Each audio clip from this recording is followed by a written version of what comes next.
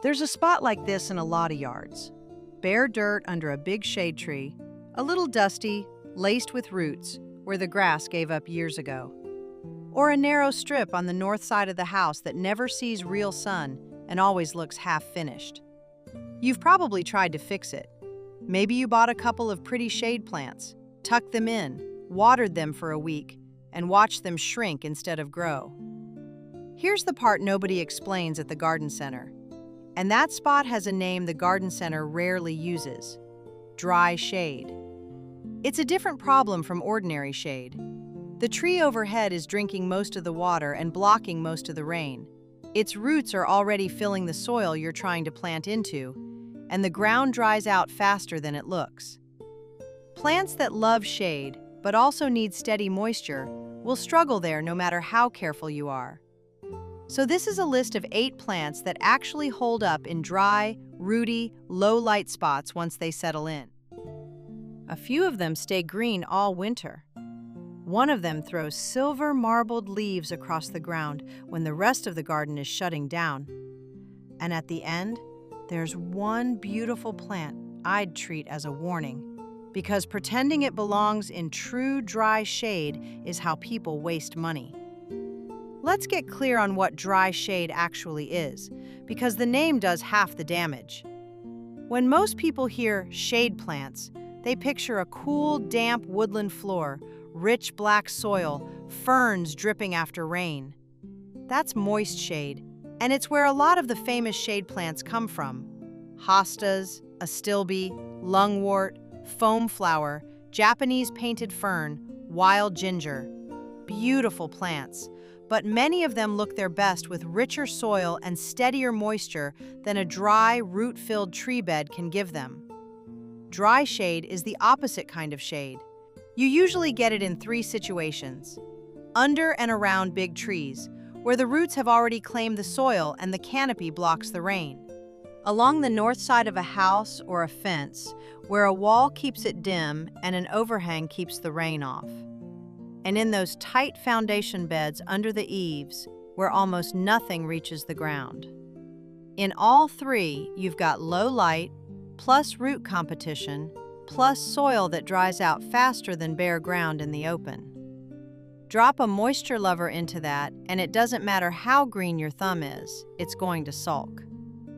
So if your shade corner keeps failing, the answer usually isn't another hosta. It's a different category of plant, one that's built to handle drought once it's rooted in. And that phrase matters: once it's rooted in. Even the toughest plant on this list needs water for its first season, especially under a thirsty tree. Tolerates dry shade once established is not the same as never needs a drink. Plant in spring or fall when the weather is kind, water through that first year, and then these plants can mostly take it from there. With that settled, here's where to start. Number 1, Hellebore. Start with the plant that gives the whole spot a backbone, the Hellebore, often sold as Lenten rose. This is the one I'd plant first because it solves the biggest problem in a shady bed, which is that it can look like nothing for half the year. Hellebores don't. They hold thick, leathery evergreen leaves through the seasons, so even in the dead of winter the bed reads as planted instead of abandoned. Then, in late winter and very early spring, they open nodding, cup-shaped flowers in white, pink, plum, and a deep, dusky near black, right when nothing else is awake. Many are hardy roughly in zones 5 through 9, with some hybrids sold as hardier in protected colder gardens. They want part to full shade, and once they've had a season to settle, they tolerate dry shade better than most.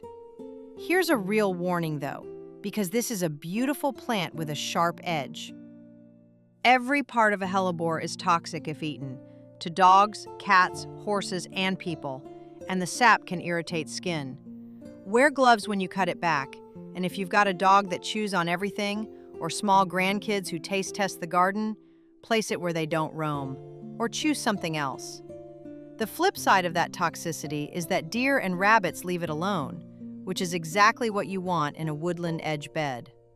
One tip: In late winter or very early spring, before the new growth really takes over, snip off last year's tattered leaves so the blooms and fresh foliage can show. That 10-minute job in late winter is the difference between a tidy anchor and a messy clump. Get the bones of the bed right, and everything after this gets easier. Next, let's cover the bare ground. Number 2, Pennsylvania sedge. If the real eyesore is bare, dusty dirt where grass won't grow, this is your green carpet. Pennsylvania sedge, sometimes called oak sedge, because you'll find it growing wild under oaks. It's a fine textured native sedge, soft and grassy looking, that grows 6 inches to about a foot tall and slowly knits together into a low flowing mat. Picture the look of a relaxed lawn that you almost never mow, in a place a real lawn would never survive. It spreads gently by underground runners, a few inches a year, so it fills in without bullying everything around it. And it's one of the few green carpet plants that genuinely handles dry shade and tree roots once it's established. It's hardy in roughly zones 3 through 8, but here's the regional caveat. It performs best in cooler climates and can struggle in the heat of the deep south, especially where nights stay warm and the soil dries hard.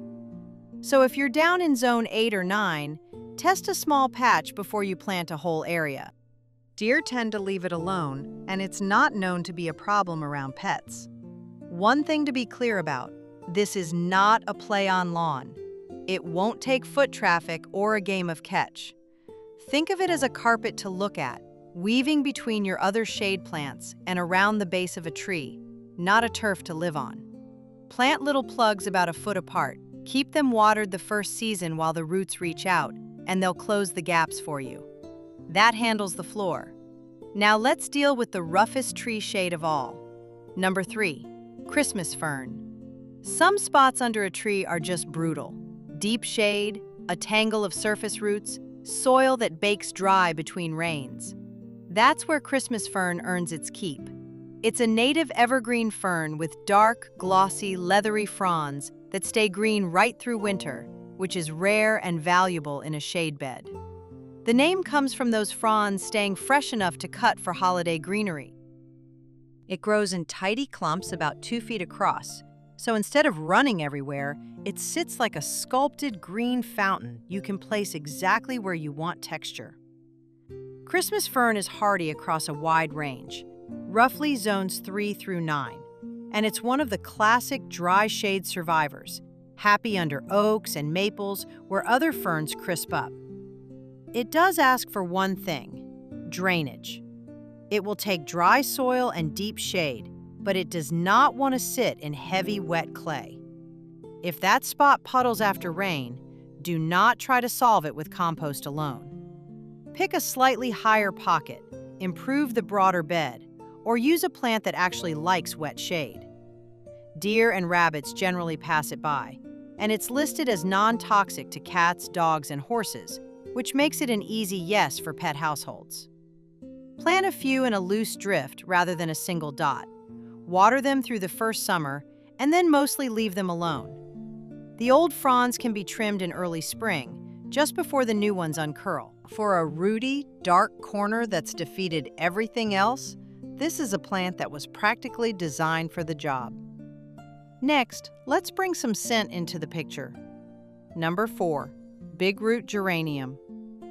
This next one belongs along a shaded path or the front edge of a bed, and the reason is something you feel more than see. Bigroot geranium, sometimes sold as Bevan's variety, or by its Latin name, Geranium macrorhizum, has aromatic leaves that give off a clean, resiny, almost herbal scent the moment you brush against them. Set it where you walk by, and every pass releases a little of that fragrance.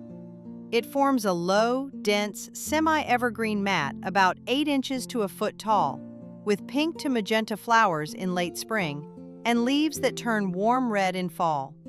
It's hardy in roughly zones 3 through 8, and it's genuinely tough. It takes sun or shade, handles dry shade and root competition once established, and tolerates heat and humidity better than most of its fussy cousins. Foliage is the reason deer and rabbits almost always skip it. So if browsing animals have been treating your beds like a salad bar, this is a strong pick. It spreads steadily to fill space and crowd out weeds, but it's easy to pull back at the edges, so it won't get away from you. It is not usually treated as a major toxicity concern, but I still would not plant it as something pets or children are meant to chew. Plant it as an edge, or as a filler that ties your bigger plants together. Water it the first season, and it becomes one of those plants you stop thinking about because it just works. So far, we've built structure and ground cover. Now let's add the thing a shade bed is usually missing: spring flowers. Number 5, Epimedium. Here's something a lot of people miss about planting under deciduous trees. There's a window in early spring, before the leaves overhead fill in, when light actually reaches the ground. The smartest dry shade plants use that window, and few use it better than Epimedium, also called barrenwort, bishop's hat, or fairy wings. In early to mid-spring, it sends up wiry stems topped with small, delicate flowers that seem to float over the foliage like a little cloud, in yellow, white, pink, or red, depending on the variety. Then the heart-shaped leaves fill in, often flushed bronze or copper when they're new, and carry the plant through the rest of the year as a neat, low ground cover. The flowers are lovely, but the real reason to reach for Epimedium is that it's one of the very best plants for genuinely dry shade with heavy root competition, the kind of bone-dry spot under a tree where almost nothing else will flower. Hardiness depends on the species or cultivar, but many garden epimediums fall roughly in the zone 4 to 9 range. It spreads slowly into tidy clumps without taking over, and deer and rabbits usually leave it alone. One simple tip makes a big difference here. In late winter, before the flowers appear, shear off the old, tired leaves right down to the ground. It feels drastic, but it clears the stage so those airy spring blooms aren't hidden behind last year's foliage. Give it a season to root, and Epimedium turns a dead-looking dry corner into something with a real spring moment. From flowers, let's move to foliage that does the heavy lifting where flowers are scarce. Number 6, Variegated Solomon Seal. In the dimmest corners, color does more work than flowers, and few plants brighten dark shade like Variegated Solomon Seal. It sends up arching stems, knee-high or a little taller, lined with leaves edged in clean, creamy white, and in a shady spot, those bright edges catch what little light there is and seem to glow. In late spring, small, white, bell-shaped flowers dangle in a row underneath the arch, and they carry a soft, sweet fragrance if you lean in. By fall, the whole plant turns buttery gold before it goes to rest for winter. It's hardy in roughly zones 3 through 8. It spreads slowly by underground runners into a well-behaved colony, and deer and rabbits usually leave it be. Now, an honest note on moisture, because this one sits closer to the line than the others. Solomon Seal prefers rich, evenly moist soil and cool summers, and it's at its most lush there. It will tolerate dry shade once it's established, but in a hot, bone-dry spot, it may go dormant earlier and stay smaller. So give it the better quality, slightly less brutal end of your shady real estate, and work some compost into the planting hole. One safety note for pet and kid households: the blue-black berries that follow the flowers can cause stomach upset if eaten, so it's not the plant for a yard where berries get sampled. Site it well, though, and those glowing striped stems lift a dark bed like nothing else. Next, let's add some real structure and some surprising winter perfume. Number 7, Sweetbox. For that narrow strip on the north side of the house, the dim slot beside a doorway, or a tight bed under an overhang, you want something with real presence that stays green all year. Sweetbox, or Sarcocoa, is a compact evergreen shrub built for exactly those spots. It has glossy dark green leaves on gracefully arching stems, and depending on the type, It grows anywhere from a knee-high ground cover form up to a rounded shrub 3 to 5 feet tall and wide. The leaves alone make it worth planting in deep shade, but the real surprise comes in late winter. Tiny, creamy white flowers, almost hidden in the foliage, release a strong, sweet vanilla fragrance that drifts well beyond the plant. Tuck it near a door or a path you use in winter, and you'll smell it before you see it. Small red to black berries follow. Here's the important caveat.